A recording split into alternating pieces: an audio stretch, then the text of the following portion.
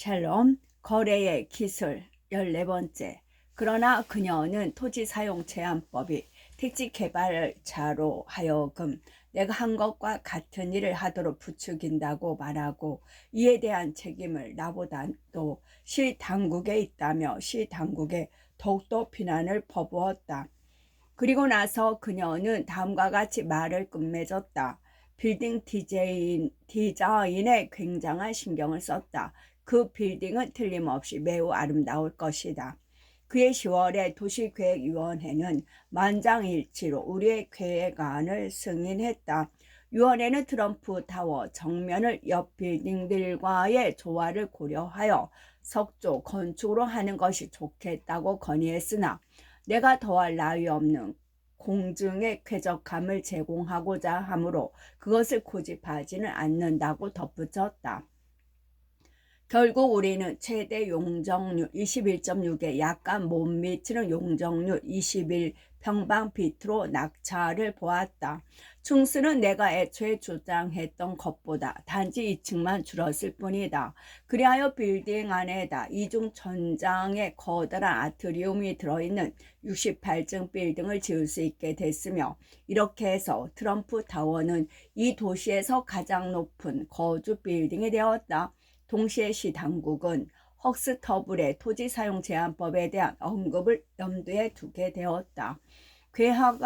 계획안 문제가 해결되자 다음 일은 빌딩을 짓는 일이었다. 그것은 값싸게 되는 일이 아니었다. 일정한 높이 이상으로 지을 경우 건축비는 거의 기하학적으로 늘어나는데 그것은 하부구조, 보강부터 배관을 끌어올리는 데까지 모든 것이 더 비싸게 먹히기 때문이다. 나는 최상의 위치를 가졌으므로 그렇게 할 수 있다고 생각했다. 내가 일을 옳게만 한다면 그만큼 프리미엄을 청구할 수 있으므로 나머지 비용은 상관이 없는 것이다. 1980년 10월 체이스 맨해튼 은행은 트럼프 타워 건설에 대한 재정 지원에 동의했다. 나는 HRH 건축과 거래하여 전반적인 정부를 맡겼다. 토지 구입, 세금, 광고, 그리고 선전비 등 일의 예산은 2억 달러가 약간 넘었다. 건설 감독 개인 대리인으로 고용한 바바라 레스는 뉴욕에서 고층 빌딩을 책임지게 된 최초의 여성이었다. 그녀는 당시 33살이었는데 HRH 건축에서 일하고 있었다. 처음 만난 것은 그녀가 코모도어에서 기계 감독으로 일하고 있을 때였다. 나는 건축회의에서 그녀를 보았는데 누구에게도 허튼 소리를 받아들이지 않는 점이 마음에 들었다. 몸집은 그 거친 남자들의 반밖에 되지 않았으나 그들을 책망해야 할 때는 조금도 두려움 없이 나무랐으며 일을 처리하는 법을 잘 알고 있었다. 어머니는 일생을 평범한 가정주부로 지냈다. 그러나 나는 중요한 일자리의 여성들을 다수 고용했고 그들은 매우 일을 잘 해냈다. 사실 그들은 주위 남자들보다 더 능력 있는 경우가 많았다. 루이스 션샤인은 10년 동안 우리 회사에서 부사장으로 있었는데 어느 투사보다 강인했다. 프랜치스 프라그는 판매와 빌딩 내부 디자인을 감독한 부사장으로 내가 아는 가장 훌륭한 판매원이자 관리인 중 한 사람이다. 격리부장 노마 보어더러는 아름답고 매력적이고 매우 고전적인 여성이지만 속은 쇳덩어리였다. 아내 아바나는 직원들을 매우 잘 다루는 훌륭한 매니저였다. 그러나 그녀는 또한 매우 도전적이고 경쟁을 좋아했다. 직원들은 그녀가 남에게 엄한 만큼 그녀 자신에게도 엄격하다는 사실을 알고 있기 때문에 그녀를 존경하고 있다. 우리는 1980년 3월 15일 보니티 건물을 허물기 시작했다. 그런데 곧 건물의 바깥 장식인 두 개의 얕은 양각 아르테고에 대한 논쟁에 휘말리게 되었다. 내가 계획을 발표하고 구획에 대한 협상을 시작한 후 1979년 내내 아무도 그 장식벽에 대한 관심을 표명하지 않았었다. 구획 대표나 어떤 지역 예술 그룹에서도 그것을 구하겠다는 암시는 없었다. 마침내 1979년 12월 중축 건축이 시작되기 바로 전에 메트로폴리탄 미술관의 어떤 사람으로부터 장식벽과 철제 격자를 기증할 의사가 있는지 묻는 전화를 받았다. 나는 장식벽을 보존할 수 있도록 그것을 미술관에 기증할 수 있다면 기쁘겠다고 대답했다. 우리가 건물을 허물기 시작하여 그 장식벽을 부술 차례가 됐을 때 직원들은 나에게 와서 다음과 같이 말했다. 트럼프 씨, 장식벽들이 생각했던 것보다 무척 무겁습니다. 그것들 보존하기 원하신다면 안전을 위해 특수한 발판을 만들어야 하는데 그러려면 최소한 수주일이 걸릴 겁니다. 작업이 지연되는 데 따른 여타 건축 비용은 자치하고라도 건축 부금에 대한 세금과 보험금은 엄청났다. 나는 그다지 가치가 있다고 생각지 않은 아르데코 조각품을 구하기 위해 수십만 달러를 허비할 각오가 돼 있지 않았다. 그래서 직원들에게 그것들을 허물어 버리라고 지시했다. 내가 예기치 못했던 점은 여기에서 야기된 반발이었다. 다음날 뉴욕타임스는 조각품들을 허물고 있는 인부들의 사진을 일면에 게재했다. 나는 곧 내가 현대의 개발업자들에 대한 모든 악의 상징이 되리라는 것을 알았다. 뉴욕타임스는 사설에서 대중의 감수성을 깔아뭉개는 다산적 현금 범람이라고 묘사하고 다음과 같이 말했다. 고층 빌딩은 결코 위인을 만들지 못하며 대형 거래가 미술 전문가들을 만들지도 못한다는 것은 분명하다. 이러한 비난은 누구라도 받고 싶지 않을 것이다. 돌이켜보면 그 조각품을 파괴하도록 시킨 것이 후회된다. 그러나 나는 그것들이 정말로 가치 있는 것인지 지금도 확신할 수가 없으며 나에 대한 비판은 엉터리나 위선적인 요소가 많다고 생각한다. 그러나 이제 나는 어떤 사건이 상징적인 중요성을 띌 수 있다는 것을 깨달았다. 솔직히 그런 것을 계산에 넣기에는 나는 너무 어렵고 너무나 성급했었다.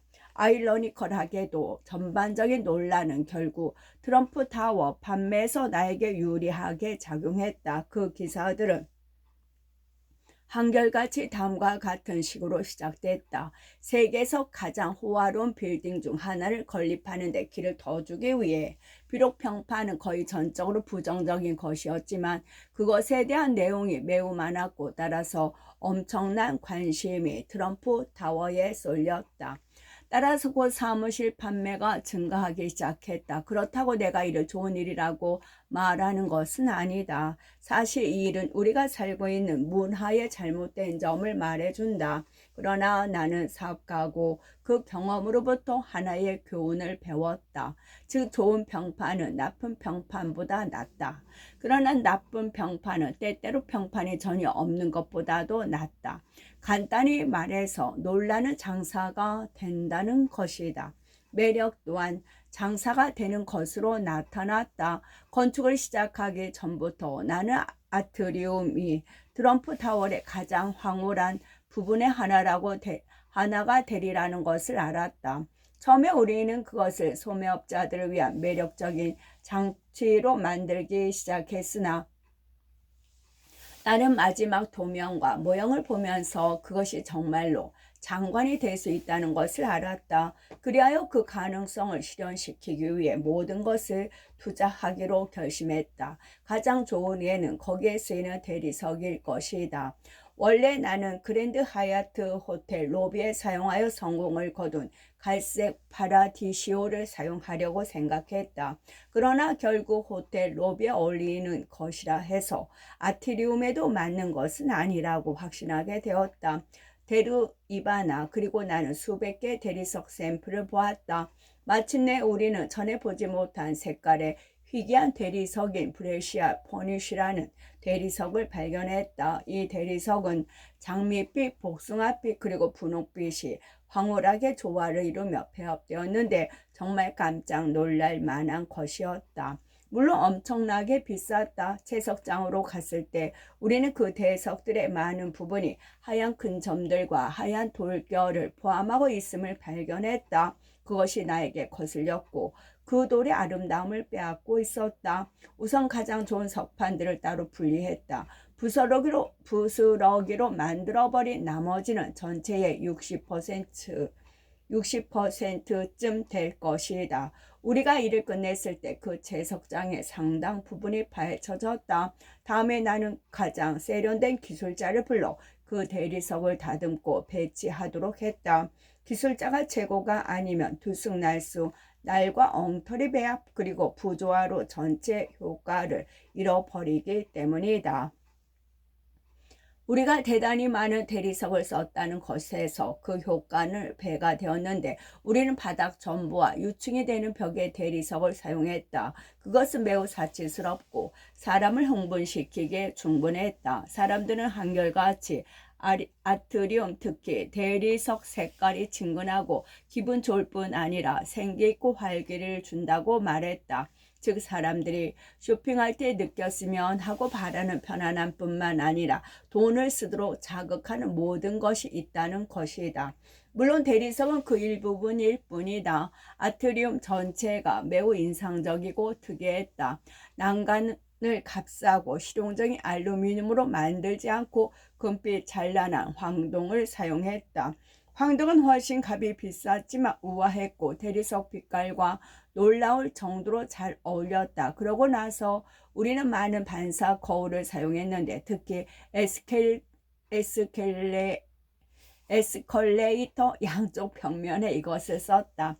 반사 거울은 작은 중심 공간을 훨씬 크고 더욱 인상적으로 만들었기 때문에 결정적으로 중요했다. 널찍하다는 느낌은 우리가 전체 아트리움의 단지 2개의 기둥만을 사용함으로써 더욱 배가 됐다. 그 결과 사람들이 어디에 있든지 시야를 방해받지 않고 볼 수 있었고 개방됐다는 느낌을 갖게 됐다. 아트리움의 인상 효과에 첨가한 세 번째 요소는 내가 싸워 얻은 것이었다. 즉 5번로를 향해 난 입구를 특히 크게 만든 것이다. 토지 이용 규정은 15피트 폭을 요구했다. 나는 30피트 폭을 강력히 주장하여 보통보다 훨씬 크고 화려한 입구를 얻었다. 이렇게 해서 나는 가치 있는 소매점 공간을 포기했지만 그 대신 화려한 입구를 갖추었으며 이것이 훨씬 가치 있는 것이었다. 아트리움에서 마지막으로 중요한 요소는 동쪽 벽을 타고 흐르는 폭포였다. 높이가 8피트인 그 폭포는 만드는 데만 거의 100만 달러가 들었다. 직원들 대부분은 처음엔 벽에 그림을 걸기를 바랐다. 그러나 그것은 개케묻고 비독창적이며 지극히 재미없는 것이었다. 사실 그 폭포는 그것 자체로 예술품 거의 조각벽이 되었다. 또한 그것은 매우 뛰어난 미술품을 걸었을 경우보다 훨씬 더 사람들의 관심을 끌었다. 만일 대부분의 쇼핑센터가 비슷비슷하기 때문에 성공하는 것이라면 트럼프타워 아트리움은 바로 그 반대 이유로 성공했다고 확신한다. 우리 아트리움은 실제 생활 공간보다 비할 데 없이 규모가 크며 그것을 따라 걷는 것 자체가 동화 나라 속을 걷는 것과 같은 황홀한 경험을 갖게 한다. 아파트에도 그와 같은 느낌을 자아내려고 애썼다. 물론 우리가 제공할 수 있는 가장 인상적인 요소는 전망이었다. 주거용 아파트가 30층 이상이기 때문에 대부분 이웃 빌딩들보다 높아서 북쪽으로 센트럴파크, 남쪽으로 자유의 여신상, 동쪽으로 이스트강, 그리고 서쪽으로 허드슨 강까지 전망을 가졌다. 그러한 전망을 최대한으로 이용하기 위해 아파트의 모든 큰 방에는 거의 천장부터 바닥까지 닿는 커다란 창문을 달았다. 나는 천장부터 바닥까지 쭉 이어지는 창문을 달고 싶었으나 최소한 창문 밑바닥에 약간의 틀이라도 없다며 어떤 사람들은 현기증을 일으킨다는 소리를 들었다. 재미있는 것은 아파트 내부는 많은 다른 요소들보다 덜 중요하다는 것이다. 2개의 침실이 있는 숙소를 100만 달러에 사는 사람이나 4개 침실의 2세대용 아파트를 500만 달러에 사는 사람이나 자신의 설계사를 고용하여 아파트 내부를 부숴버린 후 자신의 취향에 맞게 다시 만들기 때문이다. 결국 우리가 아파트 값을 전례 없이 높게 부를 수 있었던 것은 우리가 제공한 어떤 사치스러운 내장재 때문은 아니었다. 그것은 디자인, 재료, 위치, 선전, 행운, 타이밍 등을 통해 트럼프 타워가 신비한 향기를 지니게 됐다는 사실에 있다. 많은 빌딩들이 성공을 거둘 수 있으나 나는 오직 하나의 빌딩만이 일정한 때에 최상의 구매자를 만나 최고값을 부를 수 있는데 필요한 특성을 가질 수 있다고 확신한다. 트럼프 타워 이전에 그러한 신비를 가진 마지막 빌딩은 1970년대에 세워진 5번로 51번가의 올림픽 타워였다. 그 주요 원인은 오나시스가 그것을 소유하고 있었다는 사실 때문이다. 그때 오나시스는 굉장한 생활을 하고 있었다. 그는 제키 케네디와 결혼했고 전 세계 대저택, 거대한 요트 그리고 스코피오스라는 자신의 섬까지 가진 마지막 제트족, 제트기로 세계를 돌아다니는 상류 계급, 제트족이었다. 그는 매우 부유하고 정열적이었다. 올림픽 타워는 특별히 흥미롭게나 매력있는 빌딩은 아니었으나 그것은 적게 적임자에 의해 만들어진 적절한 생산물이었다. 그것은 그즈음 이스트 51번가에 세워진 또 다른 고급 빌딩 갤러리아로부터 시장의 정상을 완전히 가로챘다. 알려진 바와 같이 트럼프 타워 또한 잠재적인 주요 경쟁자로부터 시장을 가로챘다. 내가 보니 두 부지에 대한 거래를 하기 오래전에 또 다른 택지 개발업자가 현대미술관 위로 거대한 콘도미니엄 고층 건물을 세우겠다는 계획을 발표했다. 당연히 그 일은 굉장한 성공이었을 것이다. 그 미술관의 영광성은 세상에 잘 알려지게 할 것이고 위치는 알맞았으며 건축가 세자르 벨리는 유명한 사람이었다. 그리고 그 개발업자는 최상의 건물을 짓는데 비용을 아끼지 않겠다고 분명히 말했다. 그러나 트럼프 타워는 뮤지엄 타워보다 훨씬 값이 비싸게 나갔다. 그들보다 우리는 건축을 늦게 시작했으면서도 뮤지엄 타워가 사무실을 팔기 시작한 그즈음 트럼프 사무실을 팔기 시작했던 것이다. 처음부터 우리가 유리한 점을 가지고 있음을 알았다. 우리가 분명히 5번로에서도 더 좋은 장소를 가지고 있었던 것이다. 게다가 뮤지엄 타워는 사람들에게 생기를 불러일으키지 못했다. 여러 빛깔의 유리로 된 정면은 별로 특이하지 않았으며 로비도 다른 로비들과 똑같았다. 결국 뮤지엄 타워는 형편없이 팔렸다. 광고는 지루했고 열기를 돋우려는 어떤 노력도 없었다. 당연히 그것은 그저 평범한 빌딩의 하나가 되었다. 이와는 대조적으로 우리는 우리만의 강점을 가지고 그것을 최대한 촉진시켰다. 언제부턴가 트럼프 타워를 단지 좋은 장소에 있는 아름다운 빌딩으로서만이 아니라 하나의 사건으로 팔기 시작했다. 우리는 갑부층이 사는 유일한 장소, 즉 도시에서 가장 인기 있는 곳으로 자리 잡았다. 우리는 환상을 팔고 있었다. 우리는 대단히 매력적인 것을 만들고 있다는 점에서 흥행업과 관련된 사람들에게 당연히 인기가 있었다. 유럽, 남아메리카, 아랍, 아시아로부터 온 외국인들은 또 하나의 커다란 시장이었다. 우리는 즉각적인 장점을 제시했다. 트럼프 타워를 팔기 시작할 때 사실상 그것은 뉴욕에서 유일한 콘도미니엄이었다. 뉴욕에서는 당시 대부분 빌딩 형태였던 공동 아파트를 사기 위해서 이사회의 승인이 필요했다. 그런데 그들은 엉뚱하고 독단적인 힘을 가지고 있었는데 거기에는 모든 종류의 재정 자료와 신원증명서, 개인 면담 등을 요구할 권리가 포함됐다. 그리고 나서 그들은 아무 설명 없이 판매를 거절할 수도 있었다. 가장 나쁜 배단은 이들 공동 아파트 이사회가 자신들의 힘을 과시하기 위해 판매를 거절하는 것이다. 이는 불합리하고 아마 불법적이기까지 한 것이었는데 그것이 우연히 트럼프 타워에 유리하게 작용됐다. 많은 부유한 외국인들은 이들 공동 아파트에 들기 위한 적절한 신용 해처가 없거나 객이 좋아하는 타인들의 조사를 감내하기를 원치 않았다. 그래서 그들은 우리에게 왔다. 아파트를 팔기 시작하기 바로 전 세일즈 직원 한 명이 내 사무실로 뛰어 들어왔던 그날 아침이 생각난다. 트럼프식 큰일 났습니다. 뮤지엄 타워가 막 가격을 발표했는데 우리보다 훨씬 낮은 가격입니다. 나는 잠시 생각했다. 그리고 실제로는 그 반대라고 생각했다. 즉 뮤지엄 타워는 스스로에게 손해를 입히고 있다는 것이다. 우리가 서로 차지하려고 경쟁하고 있는 대상인 부유층 사람들은 싼 아파트를 찾아다니지 않는다. 그들은 다른 모든 것에서 싼 물건을 원할지 모르나 주택의 경우에는 가장 좋은 것을 원한다.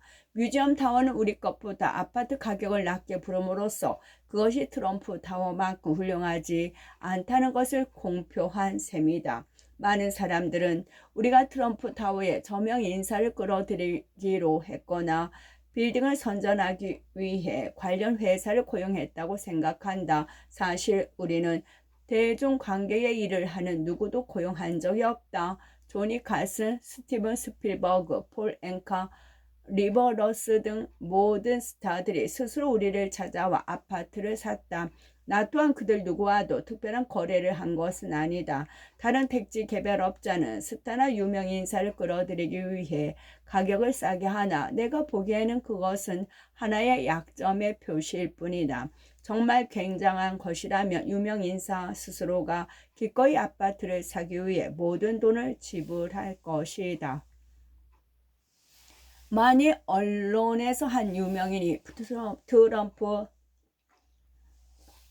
트럼프 타워를 반쪽하는 데 기여했다고 쓴다면 나는 그것이 실제와 다르다고 생각한다. 아파트를 팔기 시작한 후 찰스 황태자가 트럼프 타워에 아파트를 산 것이 사실이냐고 묻는 기자의 전화를 받았다. 마침 찰스 황태자와 다이애나 비가 결혼한 직후였고 당시 그들은 세계에서 가장 유명한 사람들이었다. 우리의 정책은 판매에 대해 언급하지 않는 것이었고 나는 그 기자에게 그렇게 말했다. 즉 나는 그 소문에 부정도 긍정도 하지 않았다. 그 무렵 찰스 부처는 신혼여행을 떠난 후였고 그들은 요트 브리타니아를 타고 국외에 있었으므로 버킹엄 대변인은 당연히 내가 했던 식으로밖에 말하지 못했을 것이다. 즉 그들은 그 소문에 대해 긍정도 부정도 할 수 없었다. 그것이 모든 언론들이 원하는 바였다. 부정의 답이 없었으므로 찰스 부처가 트럼프 타워의 아파트 구입을 고려하고 있다는 이야기는 전 세계에 걸쳐 커다란 뉴스가 됐다. 그것은 확실히 우리에게 손해를 끼친 것은 아니었으나 나는 혼자 웃지 않을 수 없었다. 바로 한 달 전 찰스 황태자가 방문차 뉴욕에 왔었고 아일랜드 공화국은 시위를 계속하고 있었다. 찰스 황태자가 어느 날 저녁 음악회에 가기 위해 링컨 센터로 걸어왔을 때 수백 명의 시위자들은 밖에 서서 야유하고 소리치며 병을 던졌다. 이것은 찰스 황태자에게 놀라운 경험이었음에는 틀림없었다. 나는 그가 뉴욕의 아파트를 얻기를 몹시 갈망하고 있다고는 생각하지 않는다. 또한 트럼프 타워는 커다란 빌딩이었지만 나는 찰스 황태자가 버킹엄 궁에서 쭉 자랐기 때문에 어떤 아파트에도 적응하기 어렵다는 것을 알고 있으리라 생각한다. 수많은 수요를 가지고 있는 우리의 시장 전략을 파는 데 까다롭게 구는 것이었다. 그것은 역판매 기술이다. 우리는 결코 서둘러 계약서에 서명하지 않았다. 사람들이 들어오면 우리는 그들에게 모델 아파트를 보여주고 앉아 이야기를 나눈다. 만일 그들이 관심을 보이면 가장 인기 있는 이 아파트를 구입하고 싶어 기다리는 임명부가 있다고 설명한다. 아파트가 사기 힘든 것처럼 보이면 보일수록 더 많은 사람들이 그것을 원하게 된다. 수요가 급증함에 따라 우리는 계속 가격을 인상해 12배까지 올릴 수가 있었다. 우리는 그때까지 뉴욕에서 가장 값비싼 빌딩이었던 올림픽 타워보다 더 비싸게 팔기 시작했다.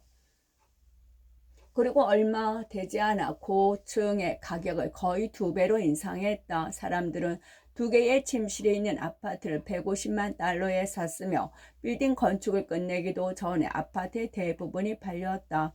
트럼프 타워 구매자층은 국제 경제가 돌아가는 것을 점칠 수 있는 지표가 되었다. 처음 대구매자는 아랍인들이었는데 그때는 유가가 하늘로 치솟고 있었다. 그 후 물론 유가가 다시 하락했고 아랍인들은 그들의 나라로 돌아갔다. 1981년에는 프랑스로부터 갑작스레 구매자들이 물결이 밀어닥쳤다. 이유는 분명치 않으나 당시 프랑스와 마테랑이 프랑스 대통령에 당선됐기 때문이라는 것을 나는 깨달았다. 약삭빠른 부자들은 미테랑이 프랑스 경제 파탄을 가져오리라고 생각했던 것이다. 단지 그가 사회당이어서 기업을 국유화하기 시작했기 때문이 아니라 그가 위험한 인물임이 드러났기 때문이었다. 당신이라면 가장 비싼 값을 받고 핵기술을 팔기 위해 여기저기 돌아다니는 사람을 어떻게 생각하겠는가? 그것은 사람이 할 수 있는 가장 비열한 짓이다. 유럽인들 다음은 남아메리카인들과 멕시코인들이 차례였는데 그때는 달러가 약세로 돌아섰고 그들의 경제는 꽤 튼튼해 보였다. 그러나 그 당시 인플레이션이 시작되어 그들의 통화하는 가치가 떨어졌고 그들의 정부는 현금 유출을 막기 위해 안간힘을 썼다. 그것으로 그들도 끝났다. 지난 몇 년 동안 우리는 두 그룹의 새 매입자를 가졌다. 하나는 미국인들로 특히 광란한 듯한 주식시장에서 단번에 부자가 된 주식 중개인이나 투자은행가들 등 월가 타입의 사람들이다. 그것을 생각하면 우습다.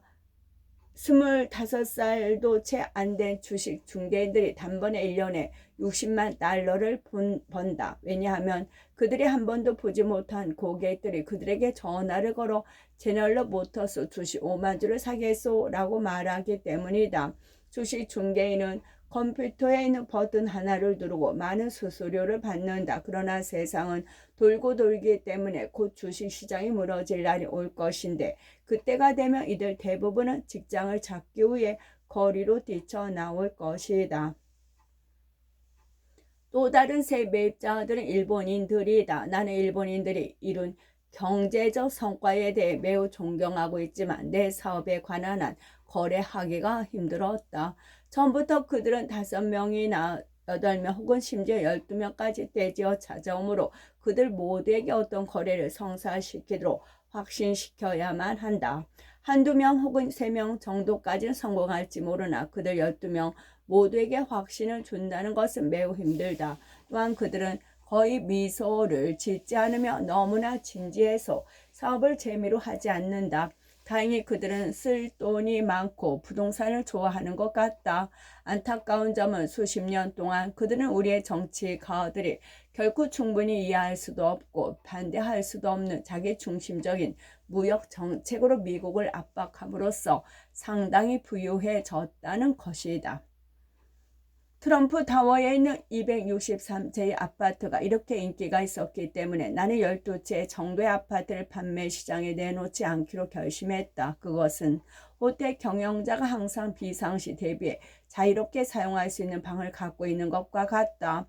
그것은 선택의 범위를 넓히기 위한 수단이었다. 나는 꼭대기 층에 있는 모두가 12,000평방피트에 달하는 세 채의 옥상 아파트 중 하나를 우리 가족을 위해 갖고 있기로 결정했다. 그 옆에 있는 두 아파트 각각에 대해 1,000만 달러를 내겠다는 제안을 받았으나 팔기를 거절했다. 결국 내가 더 많은 공간을 필요로 할지 모른다는 생각에서였다. 그것은 곧 사실로 나타났다. 1985년 중반 나는 당시 사우디아라비아의 억만장자였던 아느난 카시오기로부터 올림픽 타워에 있는 자신의 아파트에 와 달라는 초청을 받고 찾아갔다. 나는 그 아파트에 대해 특별히 호감이 가는 점은 없었으나 방의 크기에 강한 인상을 받았다. 특히 그것은 내가 이제까지 본 중에서 가장 큰 거실을 가지고 있었다. 이제 내 소유의 세 채를 타서 만든 아파트에는 널찍한 공간이 있다. 나는 속으로 생각했다. 도대체 왜 어째서 내가 원하는 아파트를 가져서는 안 된단 말인가? 더욱이 내가 빌딩을 지었는데 말이야. 나는 최상의 구매자들에게 트럼프 타워 아파트를 파는 데 성공했듯이 아트리움의 최상의 소매자들을 끌어들이는 데 역시 성공을 거두었다. 그것은 최고급 크리스탈과 보석 그리고 골동품을 파는 런던의 에스프리가 200년 만에 최초의 분점을 내기 위해 이 아트리움을 선택하면서 시작되었다. 처음에 그들은 아트리움의 작은 상점에 들었다. 사업이 잘 되어 그들은 그 후 더 큰 장소로 확장했다. 양질은 당연히 더 많은 우량지를 끌어들인다. 다음에 우리는 세계의 많은 정상급 소매업자들인 에스프리샤를 주루당, 부첼라티, 까르띠에, 마르타, 헨리 위스턴 등에게 임대했다. 1983년 4월 아트리움이 문을 연 직후 폴 골드버그의 칭찬을 받았다는 것은 물론 나쁘지 않았다. 그는 당시 에이다 루이스 헉스터블 대신 뉴욕타임스지의 건축 담당 비평가로서 활약하고 있었다. 그의 비평은 트럼프 타워에 있는 아트리움은 놀라운 기쁨이라는 표제를 달고 있었다. 그 비평은 다른 비평가들이 잘못되었다는 지적으로 시작됐다. 골드버거는 건축상의 특이함을 만들려고 하는 사람들이 한 것보다 이 아트리움이 도시 미관에 더 많은 기여를 하고 있다고 썼다. 이 비평은 계속해서 이 아트리움이 앞으로 수년간 뉴욕에서 가장 기분 좋은 실내 공간이 될 것이다. 그것은 따뜻하고 화려하고 기분 좋게 만들어준다. 모든 면에서 올림픽 타워나 갤러리아 그리고 시티코프 센터 등과 같이 먼저 세워진 공공 아케이드나 아트리움보다 더욱 환영받을 것이다 라고 말했다. 이 비평은 두 가지 긍정적인 효과가 있었다. 먼저 그것은 아트리움의 소매업자들이나 트럼프 타워 아파트를 산 사람들 사이에 그들이 잘 샀구나 하는 느낌을 강화시켜 주었다.